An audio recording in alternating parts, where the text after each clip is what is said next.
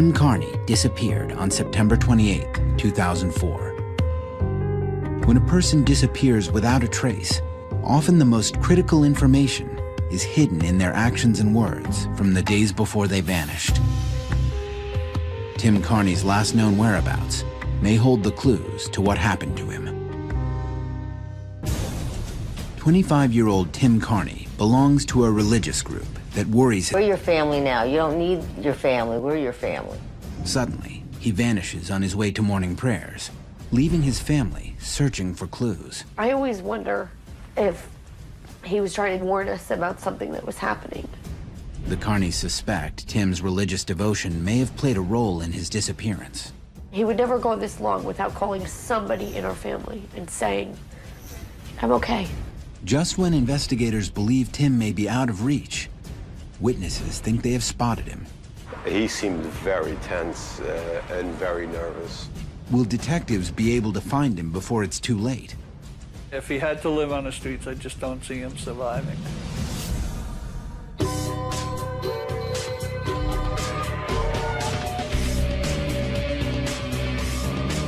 25-year-old Tim Carney has devoted himself to his religious life.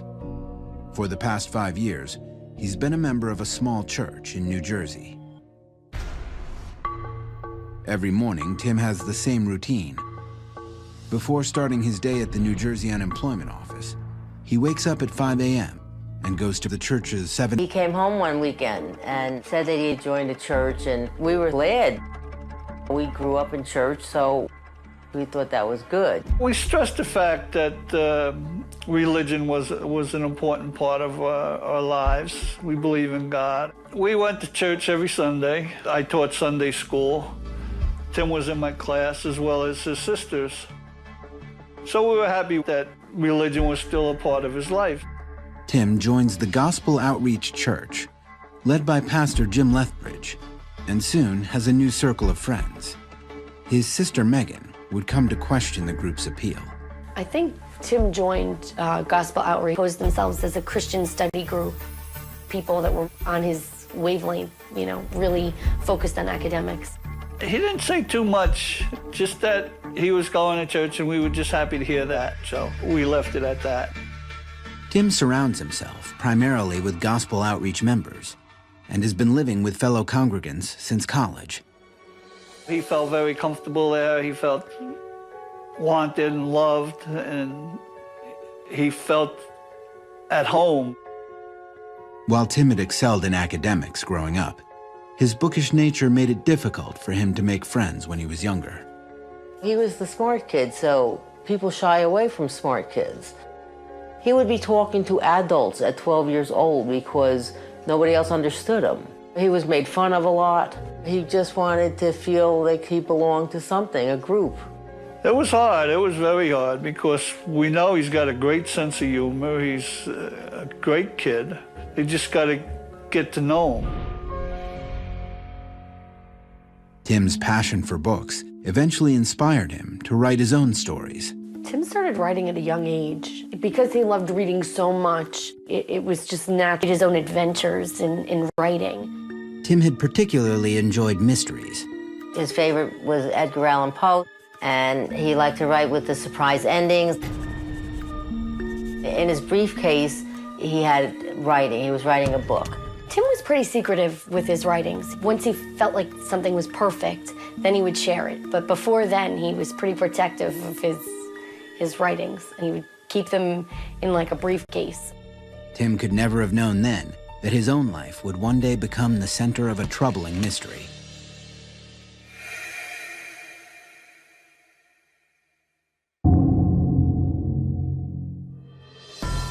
On September 28, 2004, an average Tuesday, Tim's day begins as usual. According to his roommate Roy, also a member of Gospel Outreach, Tim wakes at 5 a.m. to go to the 7 a.m. prayer meeting. But on this day, Tim's morning unfolds differently from his normal routine. His fellow church members report that Tim never arrives at morning prayers. Even before his disappearance, Tim's family is uncomfortable with the way Tim makes church activities the central focus of his life. Whereas before, he would come down and join us for church on Sunday as a family. Now, if he did come down, he had to leave right away to get back to the group. It was more about, you know, I got to get to Bible study, or I have to get to men's group, or I have to get to choir. It was mandatory for him to attend. Family members worry that Tim's religious commitment is pulling him away from them. Well, there was a big change in Tim. He didn't come around as often. He was very secretive. He wouldn't communicate with us. And that was tough, because before that, we always had a good communication. It was just really out of character for him, just not like him, to miss the family function or to not call. And it was happening more and more frequently. I didn't like what was happening. I didn't like that he couldn't be with us. Every time he had to go somewhere, he couldn't go by himself. When my sister was in the hospital, he would come down to see her, but he always had somebody else with him. And they made a statement once where it's like, well, we wanted to make sure there was a real Aunt Kathleen. Phyllis Carney sensed a pressure on Tim to distance himself from his family. I think they don't want you to talk to anybody else outside the group, because they always said, well, don't tell anybody about us because they won't understand. Rick Ross is consulted nationwide by families and law enforcement. He has made a career studying religious groups, including gospel outreach and Pastor Lethbridge. In my experience, the families that have loved ones in gospel outreach have very limited communication. When a group isolates members, they do that in order to create a kind of bubble. If they can control everything that goes into the mind, they can control the mind itself. So by isolating people from family members, they create an environment in where what the group wants them to think and feel is constantly being reinforced. I think they were telling them, we're your family now. You don't need your family. We're your family. Well, churches bring people together. They don't tear them apart. Tim's family notices that his devotion to gospel outreach and to the teachings of Pastor Lethbridge seems to have a physical effect. He changed his appearance. He always had short hair in college. And one summer when he came home, he had long hair and he had a ponytail. We didn't think much of it. Actually, it looked good on him. But then one Sunday, we went and sat in on a church service, and lo and behold, the minister happens to have long hair and a ponytail. And so do several other male members of the group. But then one day he came home with short hair and surprised me. Then we saw Lethbridge right after that, and Lethbridge had cut his hair. Gradually, Tim's parents begin to see gospel outreach as very different from the kind of church in which the Carneys had grown up. We had gotten a phone call from parents who have a son in the group also, and they had some concerns about the church and they wanted to talk to us about it. That's when everything kind of fell into place. Things that we joked about, we thought was kind of funny, but once we started talking to these people, it wasn't funny anymore. It was serious. We know he's a smart boy. We didn't think he'd be sucked into a group that would influence him like they did. In 2003, the year before Tim disappears, his ties to gospel outreach grow even stronger when he begins seeing a woman who is also a member of the congregation. He came home and said he was courting. That's the word they used. I said, well, what kind of word is courting? I wasn't, you know, they don't use that word anymore. That's such an old-fashioned term that was a little strange too, I thought. Tim's family was bewildered by his dating rituals. They could sit next to one another, but they couldn't hold hands. If they wanted to hold hands, they had to hold a fork.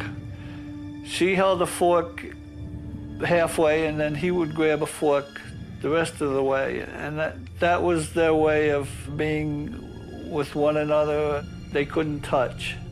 At Tim's college graduation party, his sister Megan noticed that some members of gospel outreach seemed to have more conservative customs than other couples she knew. There was 3 people watching TV, and the couple that was supposed to have been together weren't sitting next to each other on the couch. There was somebody in between them. It seemed like none of the girls could ever be alone with their significant others. There always had to be like a person watching to make sure that they were following the rules. When his parents bring up what they perceive as the church's strict doctrines, it becomes a source of tension in the family. We try to avoid talking about the church because then that only goes into an argument, and then we start yelling at one another.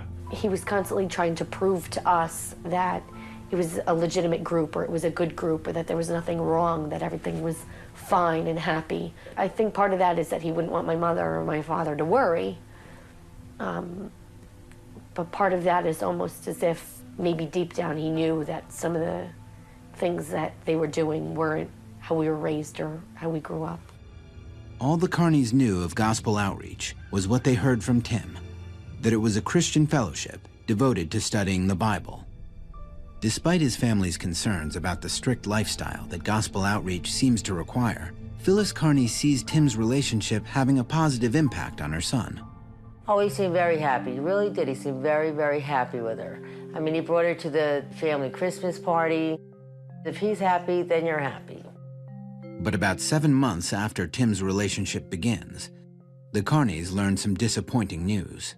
One day he just came and said they had broken up, and that's all he would say. Looked like he was upset about it, but he wouldn't talk about it. And that was it.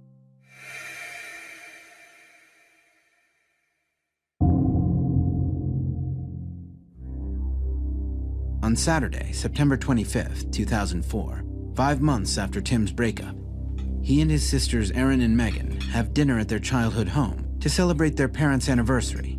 We just had a nice night, family-wise. We didn't talk about the church at all. He didn't leave early. He stayed, and he had dinner with us, and we watched a movie after, and it was like the old Tim.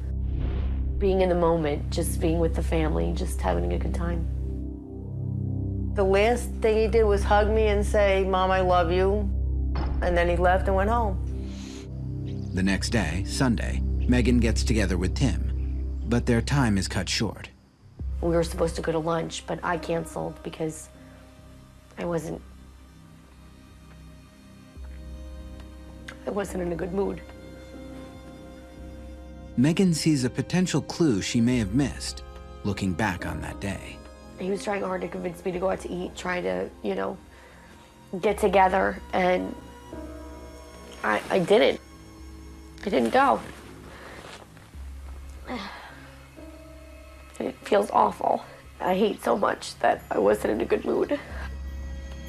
He wasn't always so insistent to meet for lunch. Like, if we get together, we get together. If we don't, we'll just reschedule, no big deal. But I always wonder if he was trying to tell me something, or maybe warn us about something that was happening that we didn't know about. I always wonder about that. Tim's request to meet for lunch would echo in Megan's mind. Just 2 days later, on Tuesday, September 28th, Tim never shows up at morning prayers and disappears. Coming up, when police find a clue, Tim's family fears the worst. We thought foul play. On Saturday, September 25th, 3 days before he disappears, 25-year-old Tim Carney spends the evening with his family at his parents' home in Edison, New Jersey. As he leaves, Tim hugs his mom goodbye and says he'll see her next week. The following Tuesday, September 28th, Tim gets up at 5 a.m. as usual to go to the Gospel Outreach 7 a.m. morning prayers. But Tim never appears. By 9 a.m., when Tim doesn't show up at the unemployment office where he works as a claims examiner, his coworkers assume Tim is just late. According to his colleagues, this had become common, especially since his breakup. Then, just after 9 a.m., Tim calls his supervisor to say he'll be late. But by 10 a.m., Tim hasn't arrived. Calls to his home and cell phones only reach his voicemail.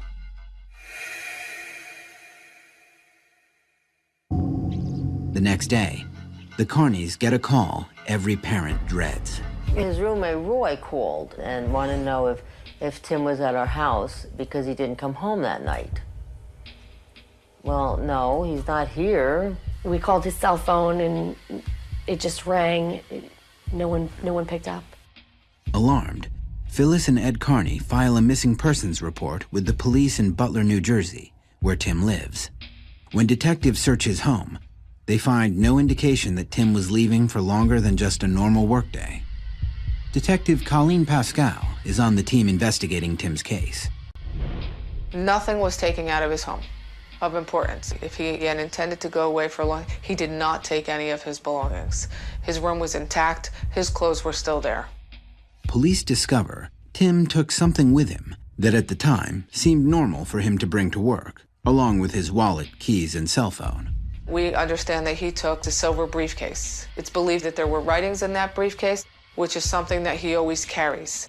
According to investigators, after Tim calls his supervisor around 9 that morning, all outbound activity from his cell phone stops. On Wednesday, September 29th, the day after Tim vanishes, a clue appears. We received information that somebody had found a wallet. A patron at the Lyndhurst Diner spots Tim's wallet in the eatery's parking lot. The restaurant is on Route 23, halfway between Tim's apartment and his office. Police learn from the diner's employees that someone matching Tim's description used to eat breakfast there often. Unfortunately, by the time police received the tip about Tim's wallet, it has already been sitting at the diner for several days. When the wallet was found, they called the phone number that was in his wallet, and his roommate obtained the message, but the message didn't get to the police that day. The police didn't find out about the wallet for quite some time. They could have questioned people a lot sooner instead of quite a few days after. Police canvass the area around the diner, but find no leads. The wallet still contains Tim's credit cards, leading police to believe this was not a robbery. What's missing also doesn't suggest foul play to Al Schumann, a private investigator hired by the Carney family 6 months after Tim disappears. Curiously, what was missing from the wallet was nothing except his driver's license and his college identification card. Since nothing valuable is missing from Tim's wallet, investigators now reason that he may have left it there himself. If so, they need to find out why. Because Tim is an adult, his case centers on one concern. Did he vanish of his own free will, or has he been abducted?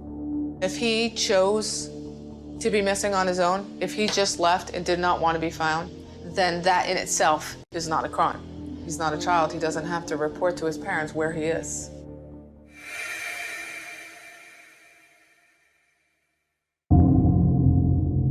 Three days after Tim vanishes, there's a new development. In Newark, about 35 miles from Tim's home, construction workers discover an abandoned car.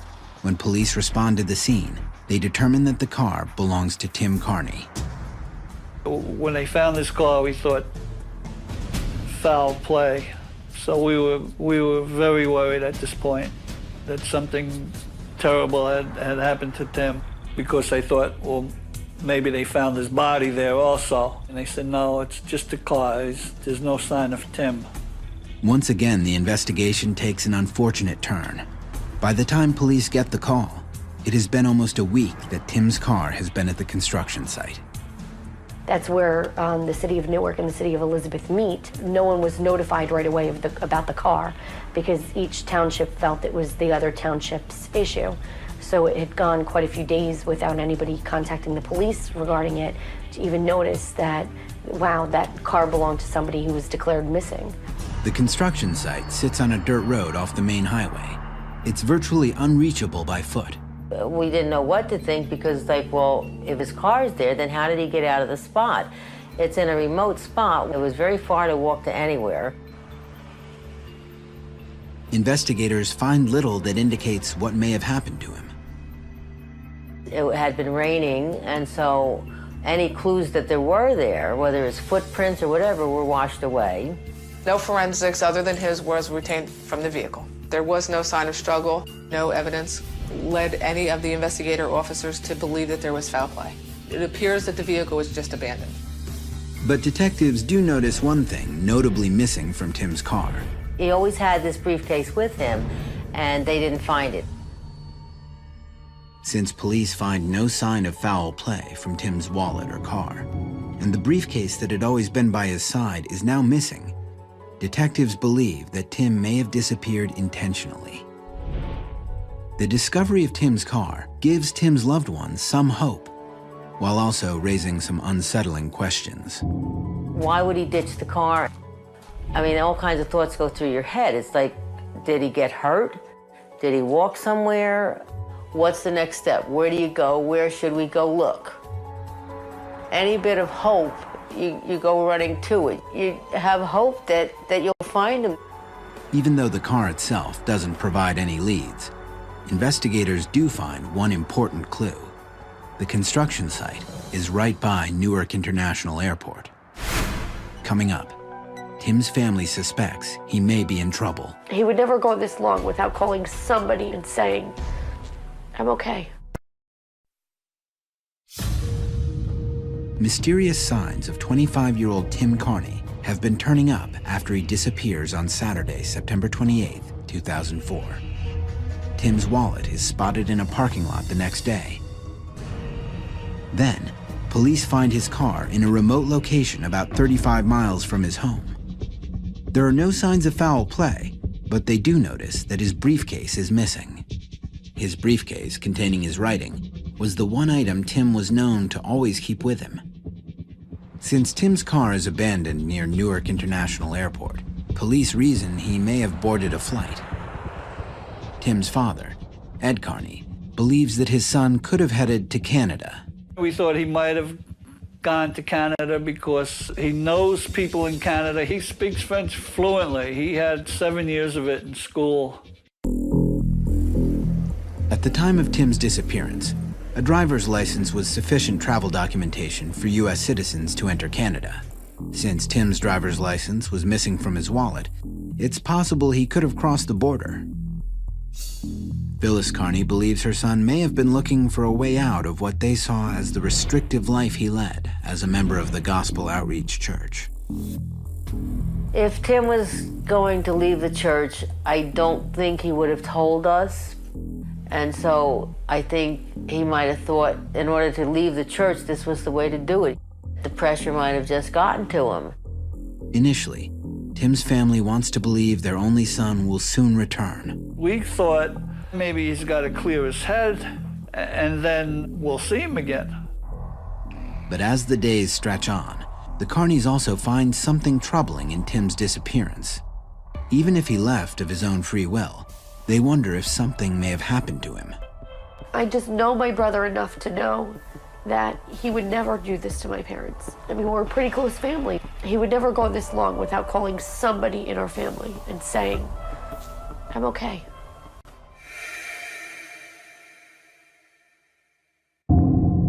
Ed Carney speaks to Pastor Jim Lethbridge soon after Tim goes missing. Just days later, members of his church and Lethbridge leave for a weekend retreat. And he told me when they come back, he'll give me the full support of him and the church and looking for Tim. I thought it was odd that they all decided to go away for a weekend and not help me find Tim. Rick Ross has seen this response to a disappearance with other religious groups.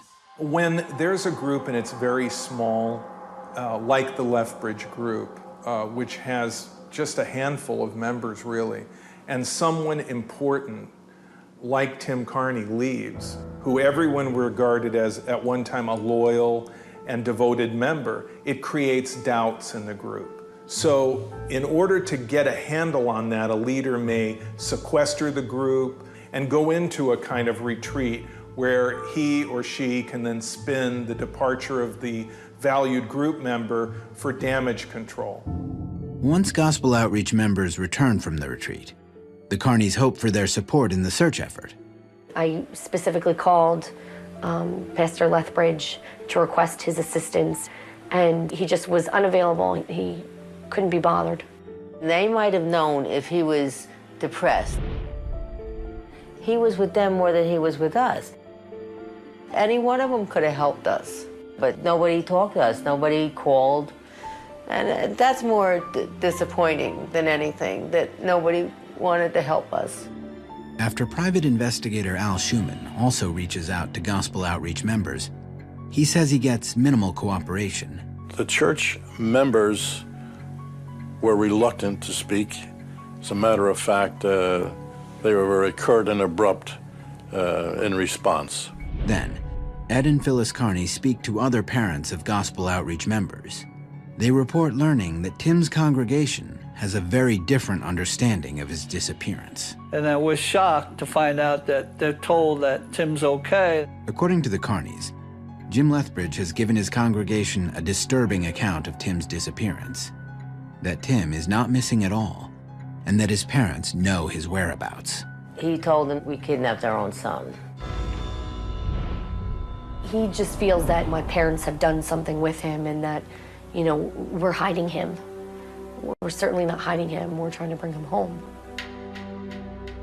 Still pursuing the theory that Tim might have boarded a plane, investigators examine travel manifests in the hope of finding Tim's name on a flight out of Newark.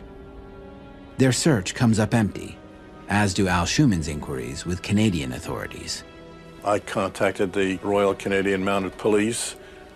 They said that at that point, border patrols had tightened to the point where they were almost certain that he could not have gone into Canada from the United States without being detected.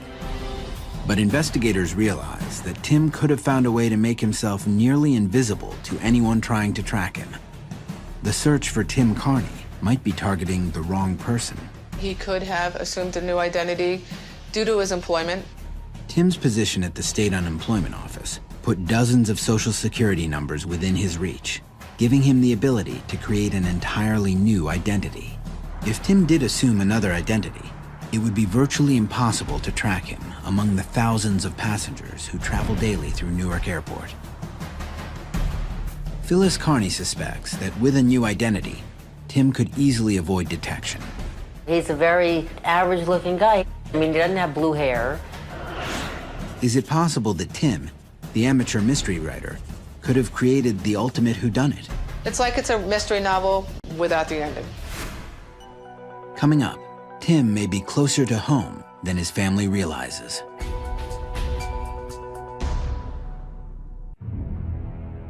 "25-year-old Tim Carney has gone missing.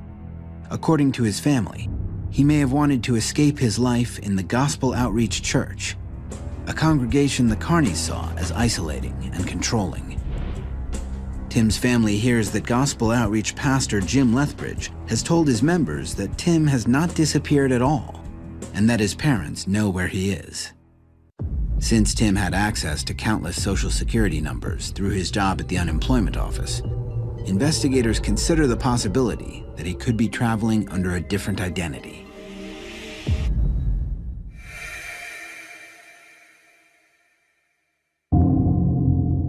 Police get a lead that heats up the local search again. Since his disappearance, investigators have been monitoring Tim's bank account and credit cards. For 3 days, the accounts have shown no activity. But suddenly, on the 4th day after Tim goes missing, bank surveillance images reveal a man accessing Tim's checking account. On October 2nd, there was an image taken of a male party withdrawing money from his account. He's wearing a baseball cap. The baseball cap was pulled down very low over his eyes so that you could not see who the individual was. Clearly, the individual is trying to hide themselves from the camera. The bank is located about 7 miles from the construction site where Tim's car is found abandoned, and about 24 miles from his usual branch. The man in the surveillance image hands the teller a withdrawal slip in the amount of $1,000, just $100 short of the entire balance in Tim's account. When police interview the bank teller, she reports a curious observation. The person making the transaction had a red, splotchy rash all over his hands. I knew it was him. He had psoriasis starting in high school. I could tell it was him. I could tell it by his hand. According to his parents, Tim's psoriasis tended to flare up at specific times. Stress plays a role in it, so that would be something that would tell us that it was Tim. Detectives show the bank teller photos of Tim, and she identifies him as the man who made the withdrawal. Upon inspecting the withdrawal slip, police discover that it includes Tim's driver's license number as proof of ID. The evidence confirms investigators' belief that it was Tim making the transaction. When authorities check the bank's surveillance images, there is nothing that suggests Tim was being forced to make the withdrawal. The individual who was there did not appear to be under duress. But Tim's sister Megan isn't convinced that the man believed to be Tim was acting alone. There was no parking lot shots to see if he was by himself or with somebody else. Without his car, it would have taken Tim over 2 hours to walk from the construction site near Newark Airport to the bank. Investigators believe someone may be driving him around. But the question remains, even if Tim is with someone, is he in trouble? Authorities examine Tim's financial history for clues to his disappearance.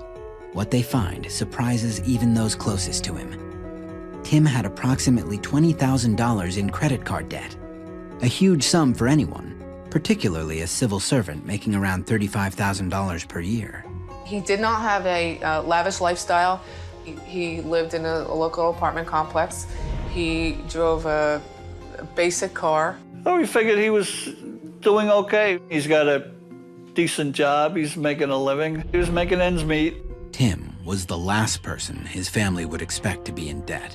My brother was always good at saving. If he wanted a computer, my parents wouldn't buy it for him. He was always really good about saving to get whatever he wanted. He always had money. He always had some type of emergency fund. But when authorities investigate his work life, they learn that Tim often borrowed money from his coworkers. Sometimes he didn't even have the 70 cents tolls to go home with. You know, he'd have to borrow that. He'd borrow money for lunch.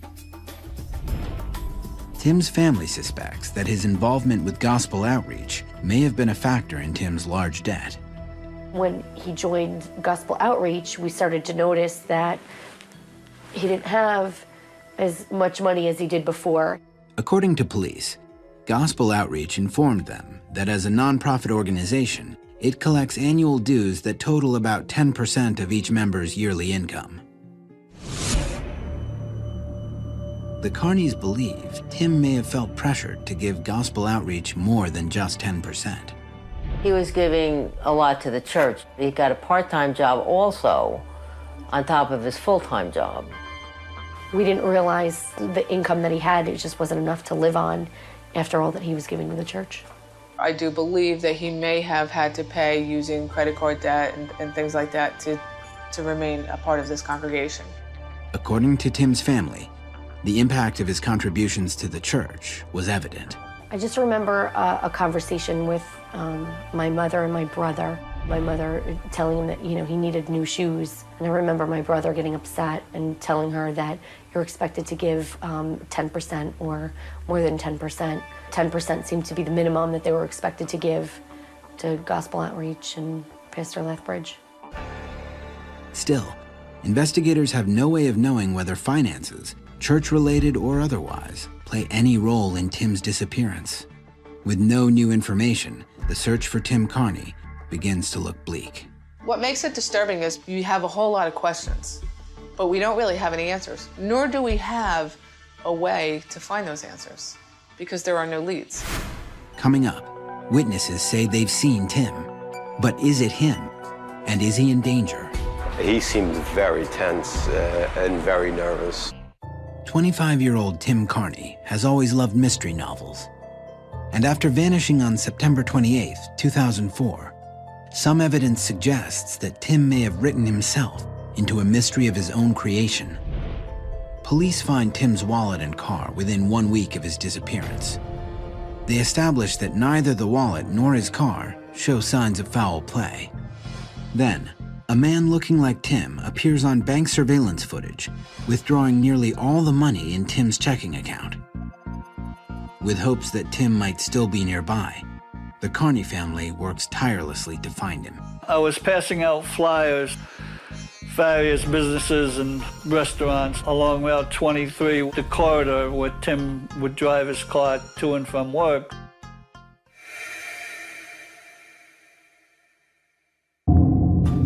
About 3 weeks after Tim disappears, the flyers pay off. On October 21st, police receive a call from employees at the Terminal 1 bar. It's about a 10-minute drive from Newark Airport and the construction site where Tim's car was abandoned. They report that somebody matching Tim's description has been seen at the bar in recent weeks. Ignacio Pinto, the owner of Terminal 1 bar, remembers the man on the flyer specifically for what he didn't do. He never consumed any alcohol, which is one of the reasons that it stood out to me. I mean, being the owner, I'm looking for people to always be drinking. He drank water every time. Apparently, he also drew attention for being an unusually reserved bar patron. What I remember about him the most is really the look in his eyes. It's like he had a lot of inner turmoil, and he had a lot of stuff that he was just, you know, in his mind that he was thinking about. I mean, most people come to a bar, they come to sort of, you know, let loose, and he was anything but that. His look, his energy was saying, leave me alone. He seemed very tense and very nervous. If this was Tim, he didn't seem to be a man on the run. He didn't look like somebody that was homeless. He was fairly well dressed. He wasn't dirty in any way, but he was always dressed the same. A pair of slacks and a buttoned shirt. Sort of office wear. Looking back now, I think he was just killing time more so than anything. I think he probably didn't have any other place to go to, and this was sort of a place for him to spend some time. Ignacio recalls clearly the last time the Terminal 1 bar had a visit from the man he identifies from the flyer. We had a problem with him, which I believe was the last time that we saw him here. After keeping to himself for about 2 weeks, the normally quiet customer shows a sudden change in attitude toward a female bartender when he accuses her of stealing his wallet. He caused a ruckus because the bartender said, you know, look, you gonna buy a drink or not? And then he accused the bartender of stealing his wallet and just making a scene at the bar. My bartender wanted him thrown out because he was rude. It said something that was inappropriate, and he tried to reach and grab her. We just asked him to leave. He left. He didn't really put up a fight. He just took off. And we never saw him after that.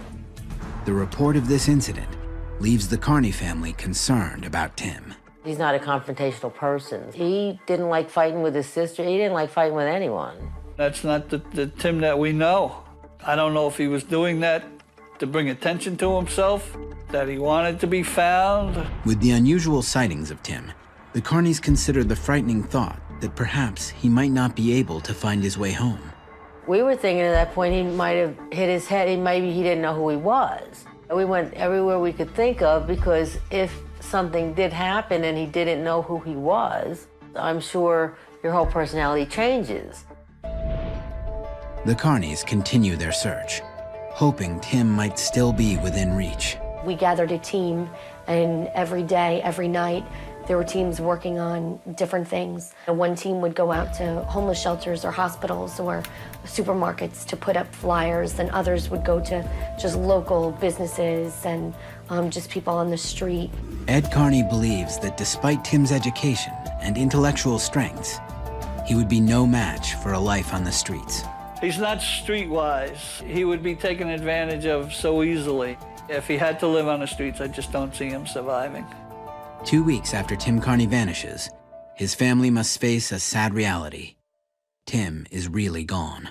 We went to go clean out his apartment because his lease, it was up. I think it was particularly difficult for my parents. My sister and I kept having to reassure them that everything would be okay. It was just stuff. It really didn't matter. What mattered is finding him and bringing him home, not how many shirts he had in his closet or what was on his coffee table. 10 months pass before a new development emerges in Tim's case. When private investigator Al Schumann is canvassing the area around the Terminal 1 bar, he uncovers a lead.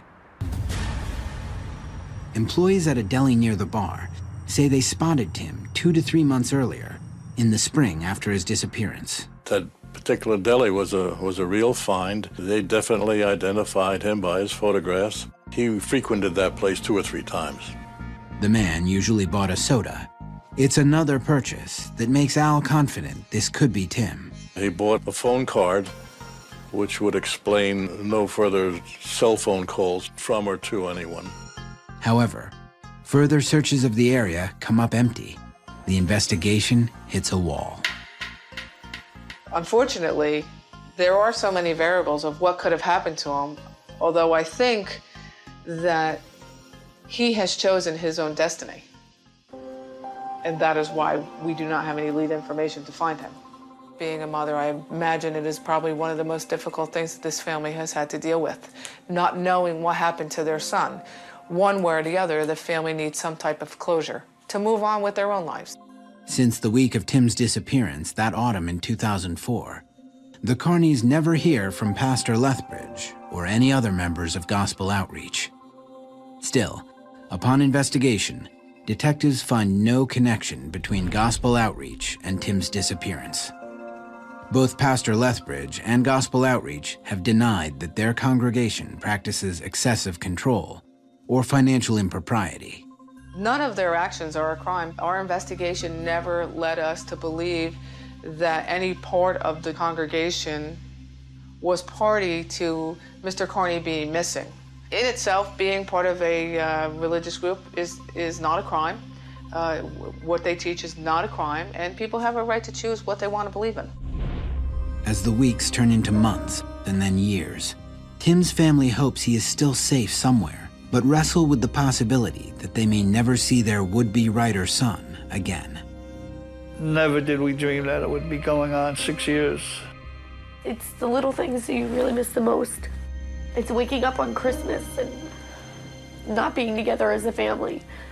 Seeing all of our stockings come off the fireplace and his just there. Every single day is hard, but you know, you just have to get up. You have to go to work. There's just stuff that you have to do. You don't want to do it. You want to stay under the covers and hide, but you can't. I hope he's well. When a person disappears without a trace, often the most critical information is hidden in their actions and words from the days before they vanished. Tara Grinstead's last known whereabouts may hold the clues to what happened to her. A small-town beauty queen, loved by all. If you were ever Tara's friend, you would be her friend for life. Vanishes under baffling circumstances.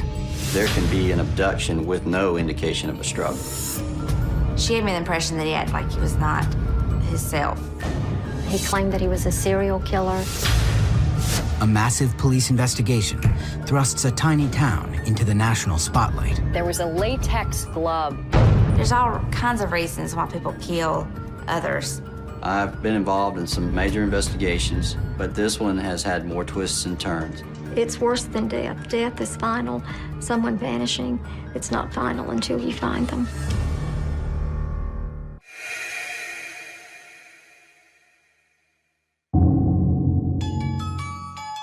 On the day she disappears, high school teacher Tara Grinstead spends the afternoon with some of her students.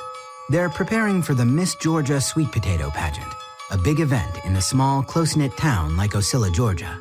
On that Saturday, Tara had helped a lot of the girls prepare for the pageant. She had done their hair and their makeup. A lot of them borrowed her dresses as well. And she had so much fun. She had a really good time with the girls. You know, they had snacks and had lunch. Tara has an especially close relationship with many of her students. I never heard anybody say a bad thing about Tara. They related really well to her. She always went the extra mile to help her kids, and she made class so much fun. Most of Tara's students would say, well, she's my teacher, but she's also my friend. Tara has been involved in beauty pageants since her high school years, but has her own agenda about the competitions. Pageanting was not for show and not for everybody to tell her she's beautiful. I think it gave her self-confidence, number one. I think it bettered her self-esteem. Contestant number 2. In 1999, Tara won the title of Miss Tifton, Georgia. That victory gave her the opportunity to compete in the Miss Georgia pageant. Once you accomplish one of your dreams, I mean, how often do you get to do that? And she did by going to Miss Georgia. Tara doesn't win the Miss Georgia pageant, but her family says that for her, winning was never the most important thing. I never saw in her that winning a pageant was an ego thing. It was not about just the title of winning. It was always about accomplishing something. Tara's goal had always been education. She succeeds in funding her entire undergraduate education with money earned from pageants. She knew college is expensive and it was going to be tough on her, and she did not want to burden her mother any more than she had to. After getting her bachelor's degree in education, Tara works full-time and takes graduate classes at night, working steadily toward her ultimate goal, a PhD in education.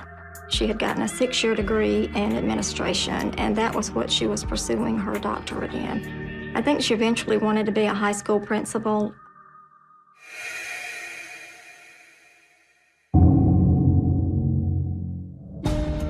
That Saturday night, a happy and relaxed Tara leaves the sweet potato pageant and heads over to a cookout attended by friends from school. Tara stayed at the cookout for about 2 hours and left at approximately 11 o'clock p.m., ostensibly to go home. She said she was going to watch the video of the pageant, and then she was going to go to bed.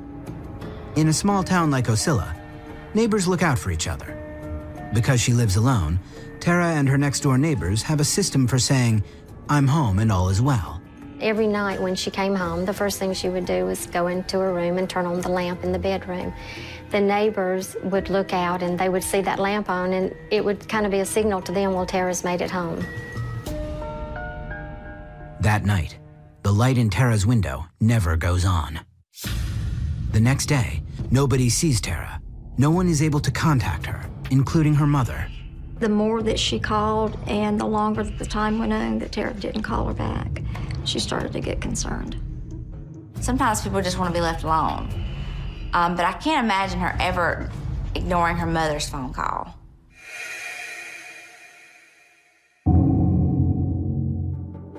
On Monday morning, Tara doesn't show up to teach her classes at Irwin County High School.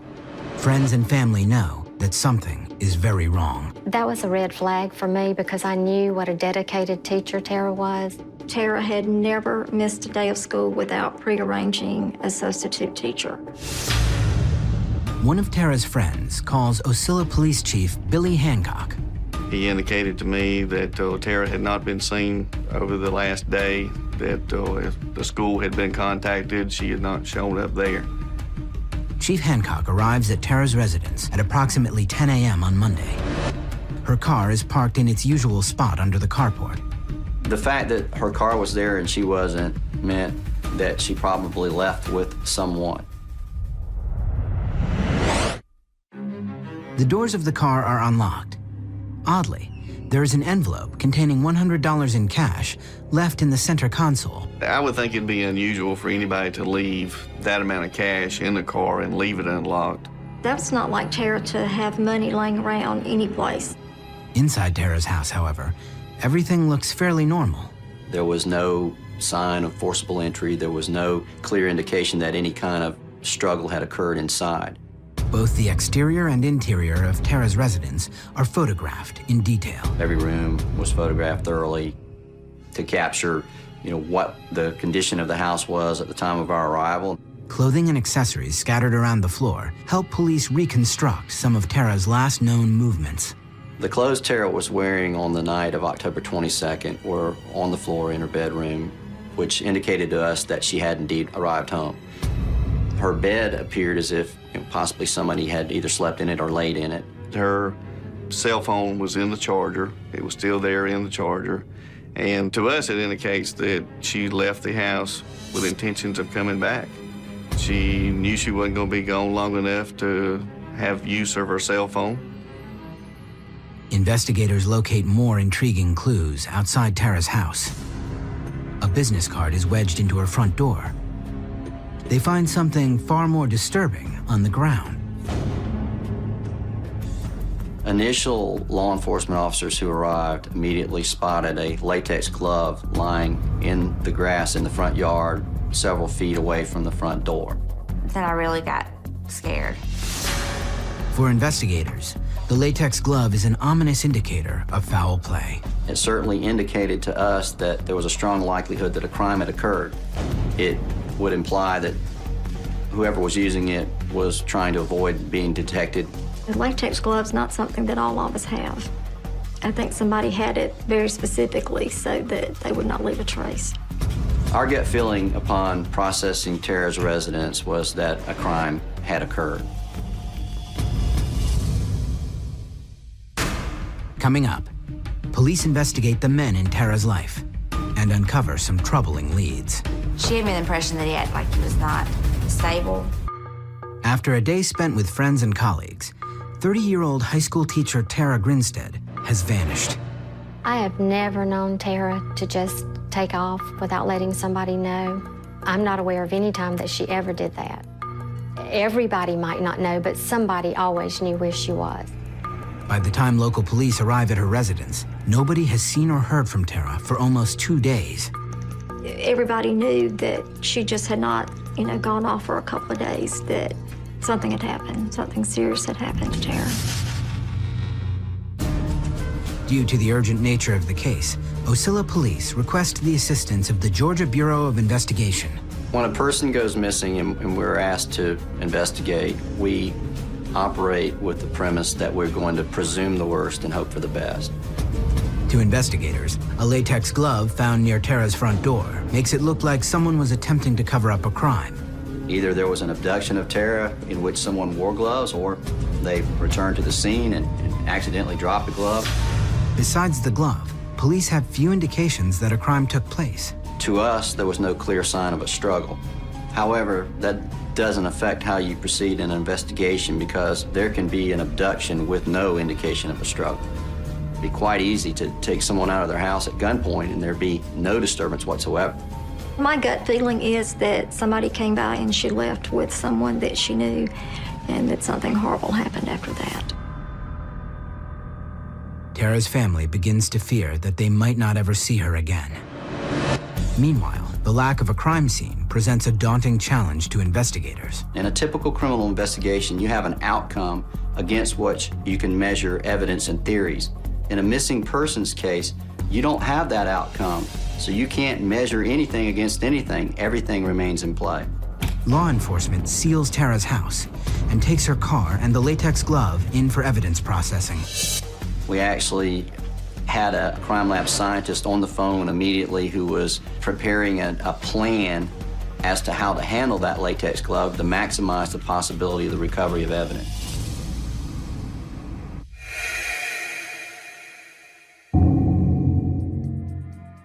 Tara has been missing for 12 hours.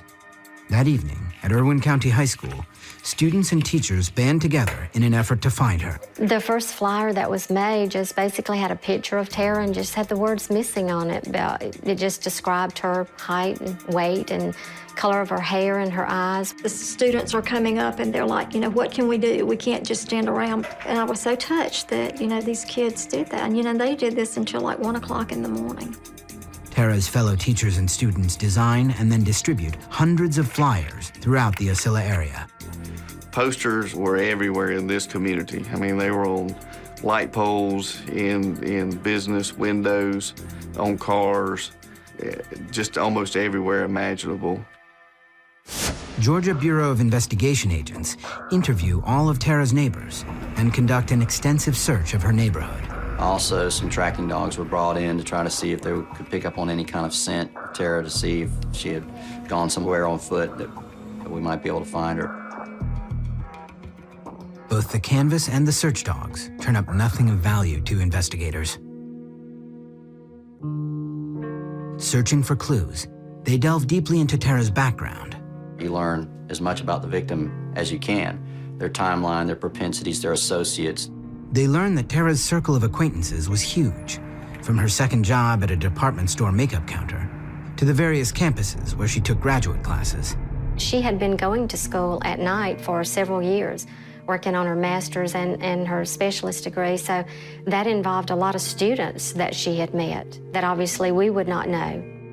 But it is closer to home that investigators uncover a deeper mystery. A lot of disappearance cases, you kind of have an immediate focus. You have, a close associate, a boyfriend, or what have you, ex-husband, husband. In this case, what we learned was Tara had several such associates. Looking into Tara's personal life, they find a complex series of relationships with men. Tara was involved romantically with several different persons in a close period of time, and she kept those relationships separate from one another. Investigators focus first on Tara's ex-boyfriend, Marcus Harper. Tara had a long-term romantic relationship with Marcus Harper. They had broken up approximately a year earlier. Tara had ended the relationship because she believed Marcus wasn't ready to get married. Investigators learn that Harper served in the Ocilla Police Department for 4 years and then enlisted in the United States Army Rangers in 2001. And she's very proud of him and what he accomplished because he was really good at what he did. Investigators from the GBI conduct a series of interviews with Marcus Harper. We interviewed Marcus Harper the very first day and talked to him several times after that. Over the years that the couple was together, Tara's friends and family got to know Marcus well. They really looked like a great couple. I mean, he was big and strong, and she was, you know, they were like a really good couple, and I think that they enjoyed each other. Anytime that we were around Marcus, we had a very good relationship with him. He was always very respectful to us. He was always respectful to Tara when we were with them. Anita Gaddis sees her sister's relationship with Marcus quite differently. Tara was a little bit afraid of him. You know, he's been an Army Ranger, and the training that they have is just unbelievable. The things that they can do, the things that they survive. And we stayed in touch with him during his training, and I know what he was able to survive. So I know what the guy's made of. Despite the differing perceptions within her family, investigators find no history of violence in Tara and Marcus's relationship. But they discover that several months before she disappeared, Tara did experience the threat of violence at the hands of one of her former students.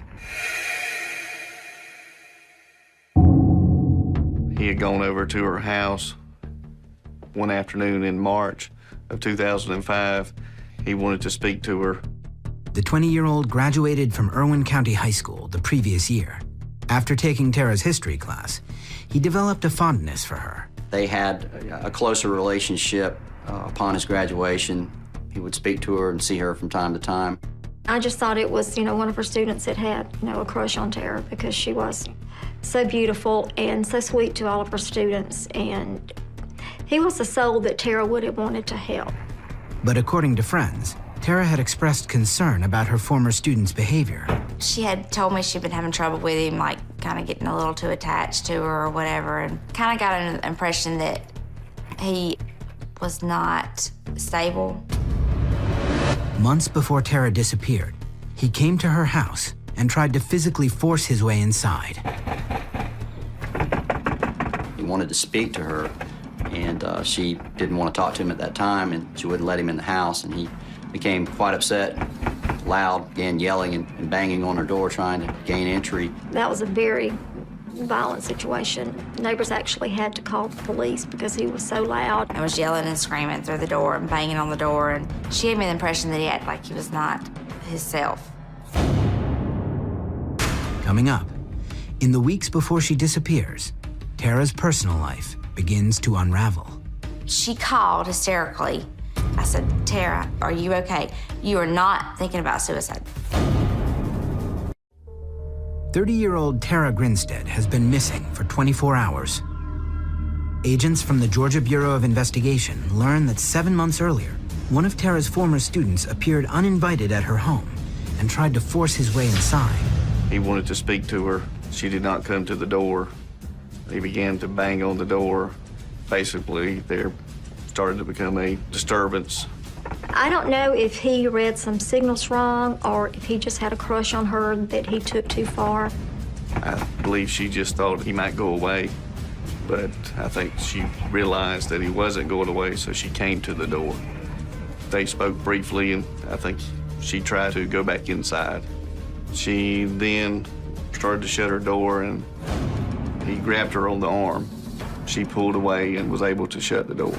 At the time, Ocilla police are unable to get the former student to calm down, so he is arrested for disorderly conduct. According to Tara's handwritten statement to police, he invaded my privacy in my own home. While doing so in a raging and out-of-control manner, I was very scared for my well-being, as well as concerned about him. His actions at the house did concern us, that there was some sort of a connection between he and Tara. She never told me that she had any kind of inappropriate relationship with him. I don't think she did. Still, the former student's strange behavior is reason enough for investigators to look for a connection with Tara's disappearance. We thought it critical to interview him immediately. He was working at a job in Milledgeville, Georgia, about 100 miles away, and we immediately had an agent in that area find him. The former student is able to account for his time on the night that Tara disappeared. Meanwhile, investigators keep digging into Marcus Harper and his relationship with Tara. In February of 2002, Marcus was deployed to Afghanistan. According to her sister, the separation and distance became difficult for Tara to deal with. She said she really could not stay in that kind of relationship because if they go overseas and something bad happens to them, you know, you never find them, nobody knows anything. I could tell after that things changed a lot for them. He changed and their relationship changed. But she just didn't want to quit. She loved him. Tara and Marcus end their relationship, but remain in close contact. They still saw each other occasionally. They still talked and emailed and called. And so Tara took that as there was still some kind of relationship. Then, 3 weeks before Tara disappears, Marcus returns home to Ocilla, but doesn't contact her. He had not told Tara he was home. Tara found out that he was back in Ocilla in Irwin County from a third party, and that made her very upset. That really devastated her. She felt betrayed, and at that point I said, okay, look, he didn't want you to know he was back. And I remember saying to her, you know, now it's the time you move on, but she just could not quite get over Marcus.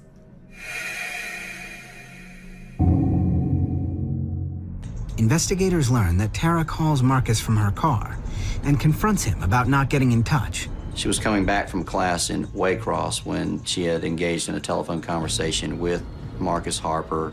Marcus tells Tara that their relationship is over once and for all. According to friends and family, she has an emotional breakdown on the road. She called hysterically and just felt like she was not able to drive. And one person went and picked her up, and the other passenger drove her car home.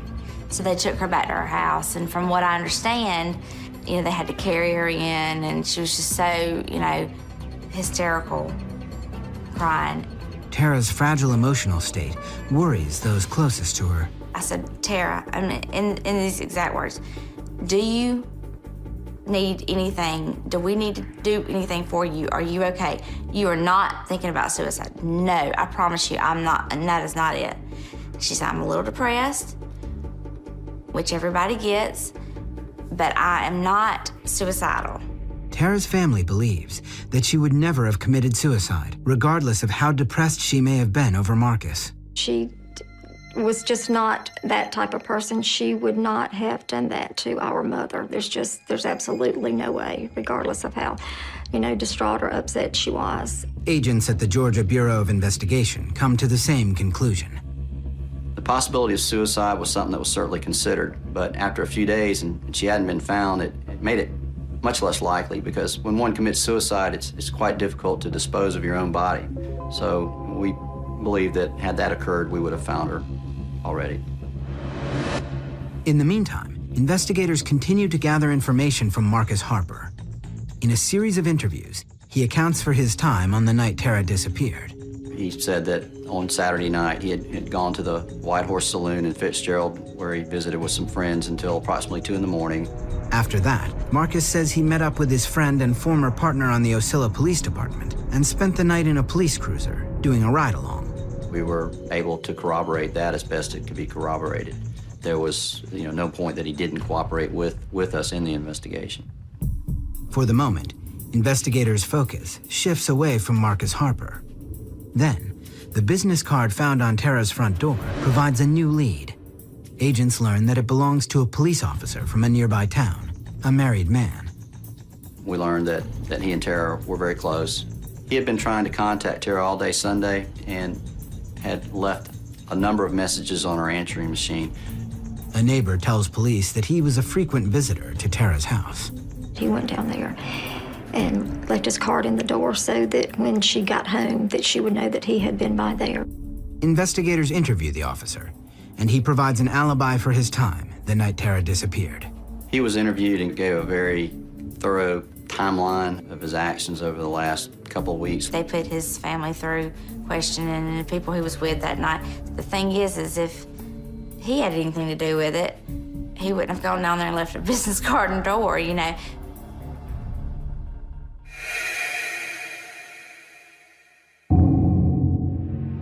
Four days after Tara's disappearance, investigators find themselves back at square one. Desperate to uncover tangible evidence, they organize a large-scale search for Tara.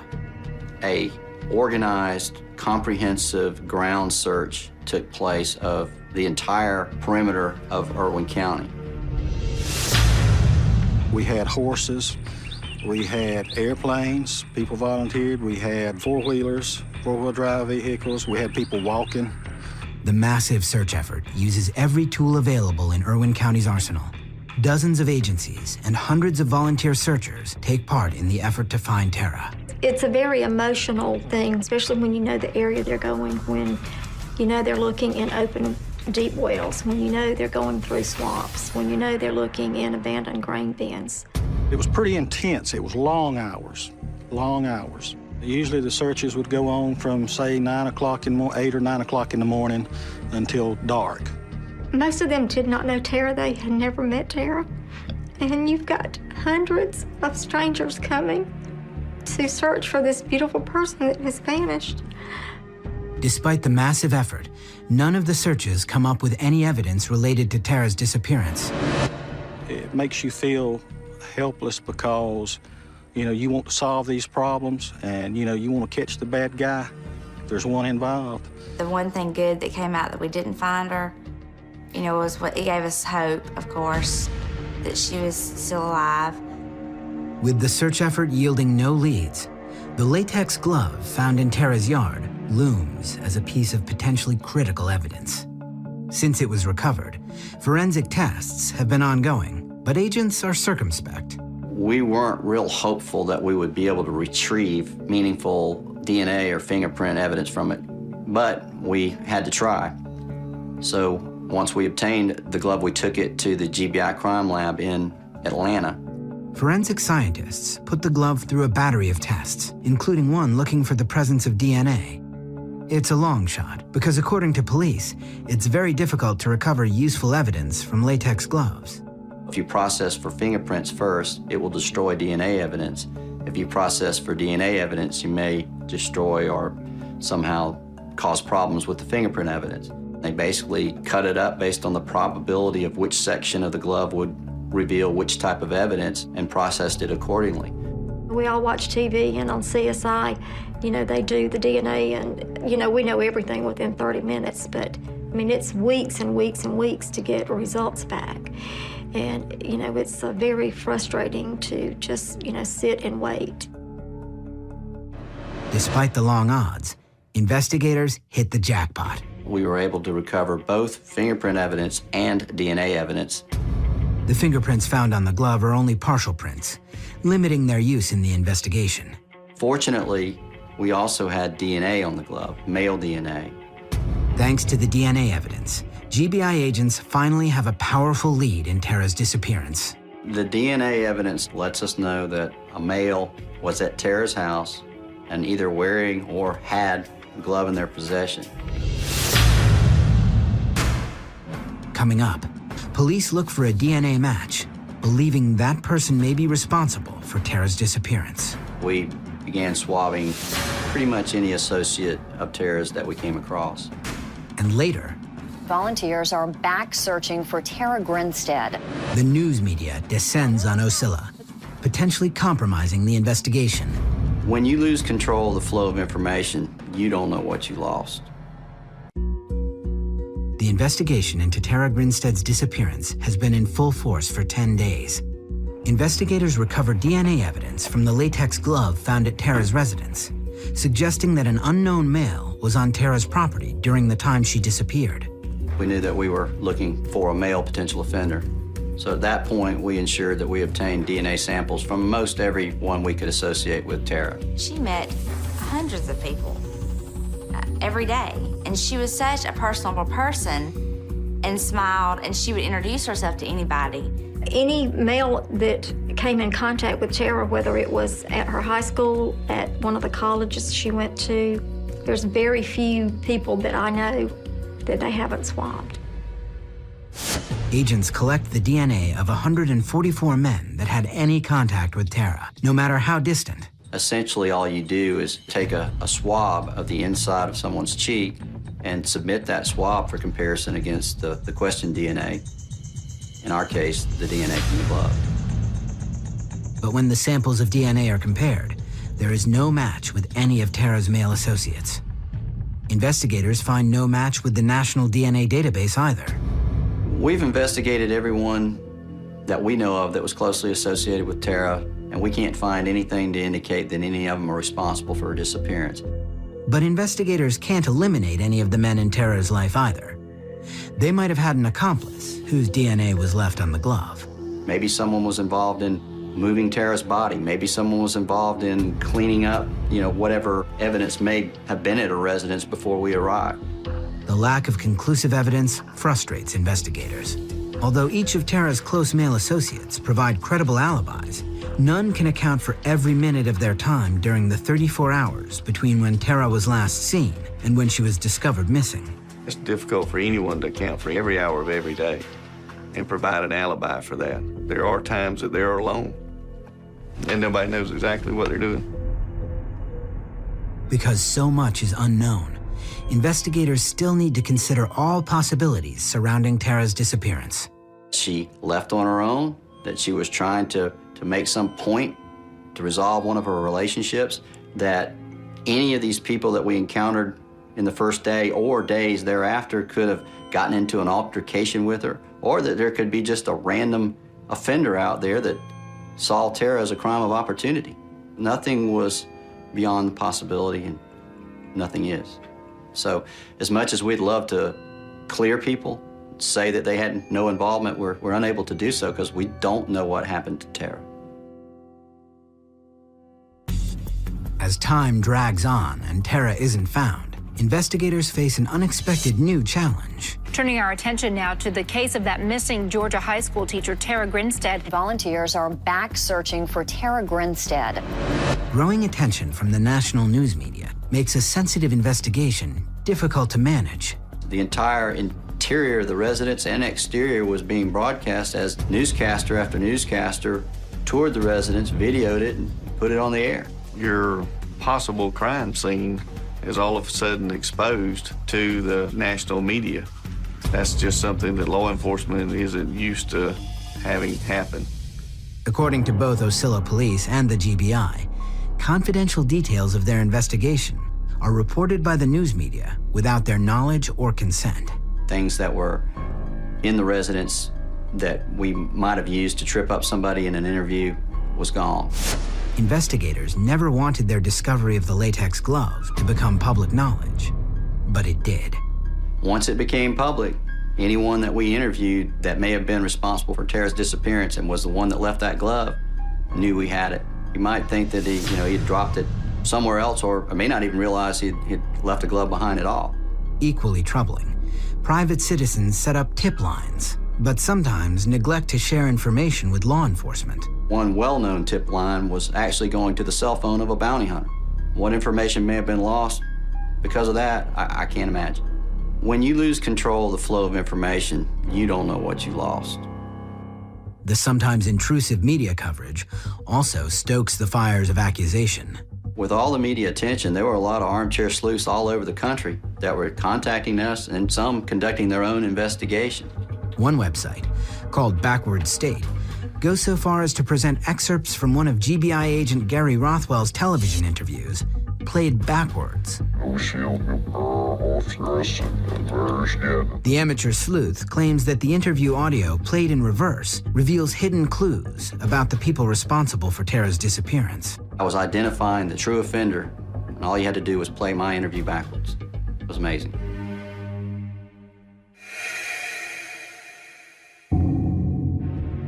Then, perhaps due to the media blitz, several new tips promising information into Tara's disappearance come in. I got a phone call and was told that there had been a fire not too far out of town.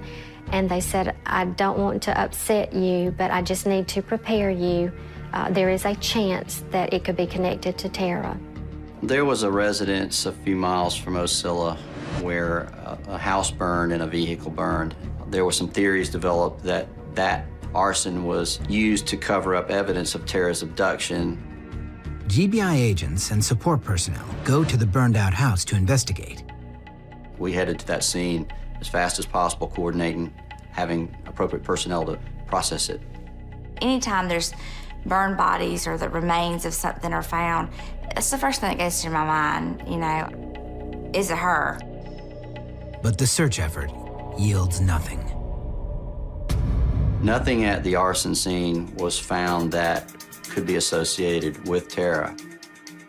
In the beginning, every time what sounded like a viable tip would come in, we would immediately think, this is it. After the first probably 2 or 3 times then that happened, you learn to be guarded in your optimism. Over the next few months, more tips come in, but none bring investigators any closer to finding Tara. There's been many times when we had what we call he ain't right moments, where we've encountered people in this investigation that their behaviors didn't seem appropriate. That's happened lots of times. Unfortunately, we haven't found evidence to support those feelings. Most of the time, we found evidence completely to the contrary.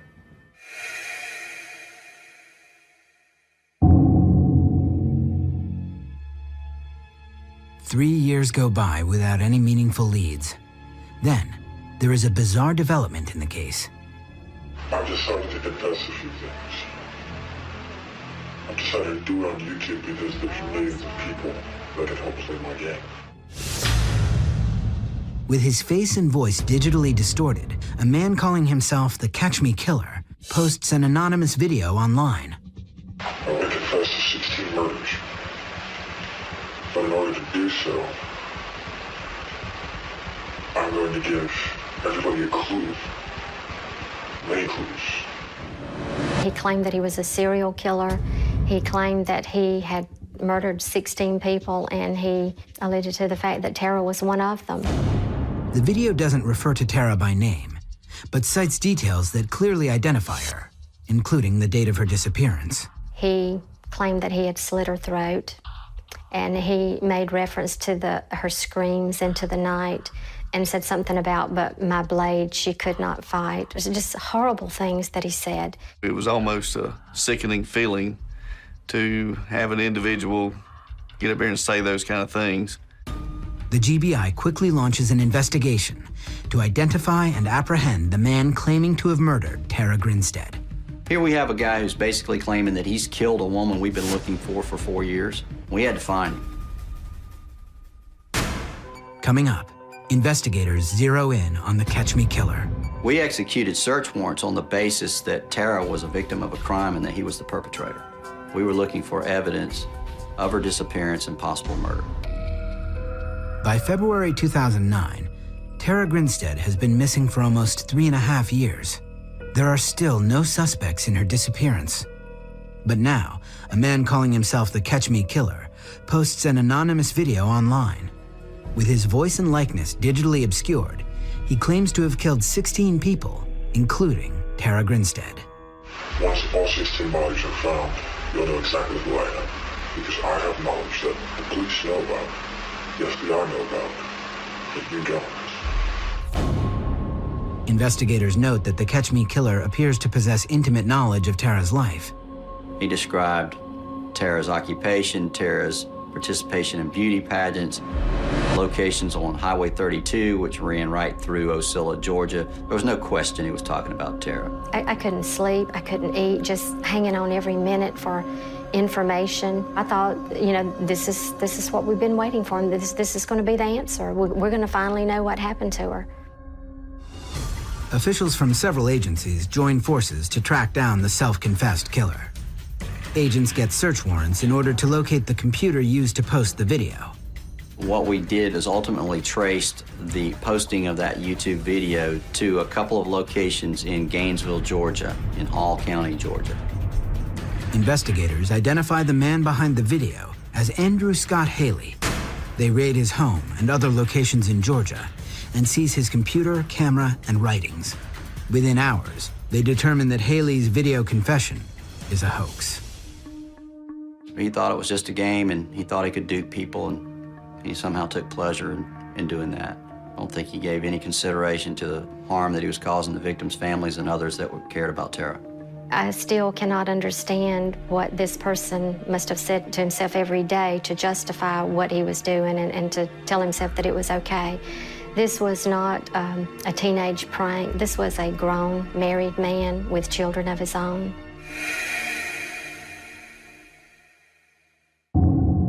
Haley is found guilty of felony tampering with evidence and making false statements, and sentenced to 10 years in prison. As a first offender, he'll serve just 2 years in a work-release jail. Today, the Grinstead case file is the Georgia Bureau of Investigation's biggest active case. Finding Tara still hinges on making a DNA match to the latex glove found outside her home. It's almost amazing that we haven't gotten a hit yet. If someone is responsible for Tara's disappearance, it's highly likely we haven't talked to them yet. Investigators still believe the case will eventually be solved. We have evidence. We have DNA evidence. We have fingerprint evidence. It's not like we have nothing. We have a lot of information. We just don't know what it all means. In the meantime, Tara's family and friends continue to wait. Is she gone? Is she dead? When you just don't know any answers, you don't have a way of controlling your emotions. It's a horrible situation for anybody to have to go through. It's worse than death. Death is final. Someone vanishing, it's not final until you find them. You see how hurt these people are at the loss or disappearance of their loved one, and you want to put an end to that. I've never experienced anything like that. I do have girls of my own. I just can't imagine what it would feel like if one of those were in a situation like Tara. With Tara missing now for more than 5 years, her family is desperate for closure on their tragedy. I just feel like her family